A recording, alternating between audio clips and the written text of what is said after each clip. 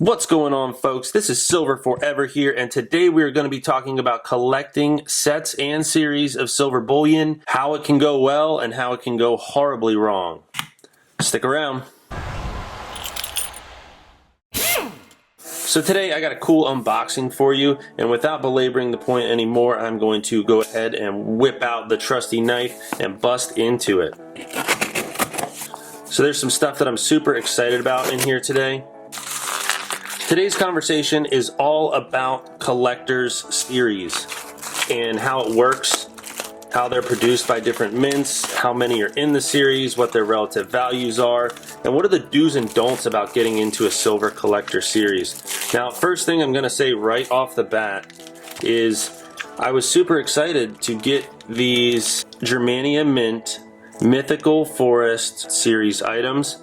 Unfortunately, the way that they were wrapped, it is already kind of a little bit of a bummer because the COA has been bent. Hopefully that will be able to be flattened out over time, but we're going to skip over these right now and get back to them later. In order to fill out a $200 purchase from JM Bullion, I went ahead and ordered a random generic round. It came in at below $30. I'm not a fan of generics, as you guys well know, but at the same time, it was cheap. I wanted to round out the order to just over $200, and this was the way to do it. Okay, this is a generic round made by Asahi.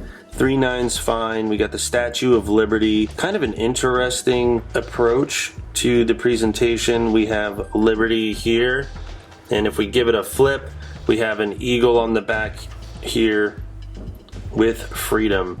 1 troy ounce. Very simple. It says 1 troy ounce. It says 3/9's fine silver. Those are really my only qualifications for a generic round. You want to make sure that it's labeled with what it is. Otherwise, I'm just stacking this for the silver weight.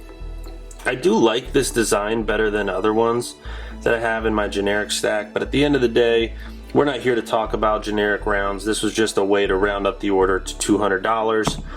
Another thing that I got here that's falling right out of the flip, I'm going to give you guys a chance to guess really quick. We have the 5-pound coin. That gives you a hint. It's from the Royal Mint of Britain. Let's give it a flip and see what we're dealing with. Oh my goodness. Would you look at that? That looks even better in person. I can't even believe how cool this is. The Queen's Beast 2-ounce completer. So for those of you who don't know, the Queen's Beast series consisted of 10 different beasts. For example, here we have a beast, the White Horse of Hanover. They are 2-ounce coins, so very thick. This one is from 2020. We have another example. Let's see right here. The White Greyhound of Richmond.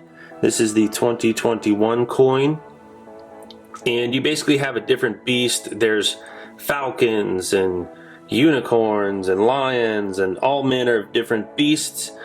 Those beasts are actually here on the completer coin.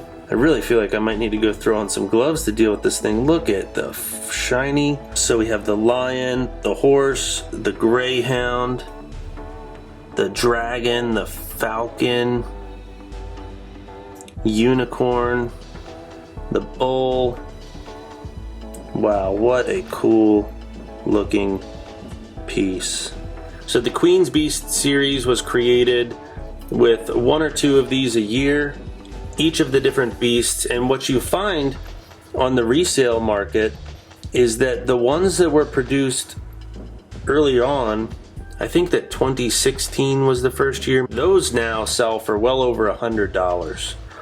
And the further back you go, the more original ones in the series, they command a higher premium, obviously, because people get into a collecting of a series or set late, and I'm a prime example of that. I did not get on board with the Queen's Beasts until very late in the game, so I was able to pick up these pieces basically for the price of any typical fairly high premium silver. It was no huge premium coming out of the major online bullion dealers, and the same can be said for this. You know, I paid maybe a 20% premium, which is not totally unheard of nowadays, to get these 2 ounces of silver and the completer coins, and the same can be said for the individual Queen's Beasts. And so I personally really like the design. They are technically coins. They do carry a value denominated in pounds from the Royal Mint. So, you know, they're produced by a sovereign entity. I think in general they're a good buy. They're not just collectors. I just get so mesmerized every time I look at the camera, folks. Sorry about that. But the problem for me is if I wanted to go and complete my Queen's Beast set, I would basically be spending twice as much per coin. And when it was all said and done, I'd be 4 figures into a set of 10 different coins. And oh yeah, I should mention it's 11 coins because the Queen's Beast Completer is actually the 11th in the series. And so, does it really make sense for me to go and try to complete my collector's series when I only have 2 out of the 10 original ones? Probably not. I missed the boat. I'm too late to the game. And personally, I'm not willing to spend all that extra money on the private resale market. You know, if I come across something on the cheap, like, you know, this one, this is part of the British Landmark series. I came across this one at the LCS in the generics bin, and you know, just paid the exact same price as I would for a normal generic. So why not? I'll get the Lion of Trafalgar Square from this Landmark series from the Royal Mint. You know, the same can be said for when I bought these. These are part of a Predator series from the Royal Canadian Mint, but I didn't pay anything extra. I paid what I would pay for normal silver at my LCS for those. So that's how I'm gonna keep things. I'm not gonna get too crazy with the collector's series when I'm starting too late to the game. Now at the same time, we're gonna go ahead and say goodbye to this Queen's Beast Completer for now. I just gotta say, this is among the most amazing coins in my collection. I'm just totally enamored with this thing. I could stare at this for days. It makes me think maybe even I need to go ahead and get a bigger version of this. We'll see. We'll see. Maybe next video, hint hint. We are going to move in to a different collector series. The truth is that this one has not gotten that much attention, and I'm kind of bummed about this COA being a little bent here, but life goes on, whatever. I actually picked up not 1, not 2, but 3 of these. The reason that I picked up 3 is because I'm wondering, you know, will one of these earlier coins in the series end up commanding a higher value, and will I be able to flip it later on? In the past, I really have never been into flipping coins, but I do kind of see the value in it now, and so I thought might as well give it a shot. I'm gonna go ahead and try to flip a few of those Morgans that have been coming out in 2021, and I'm gonna try to flip 2 of these in the future probably. That is, if they command a higher premium over time. So let's talk about this series. This is the Mythical Forest series coming from the Germania Mint, and this is the 2nd coin in the series. It's only supposed to be a series of 4. Apparently it didn't get a lot of attention. The first in the series was an oak leaf.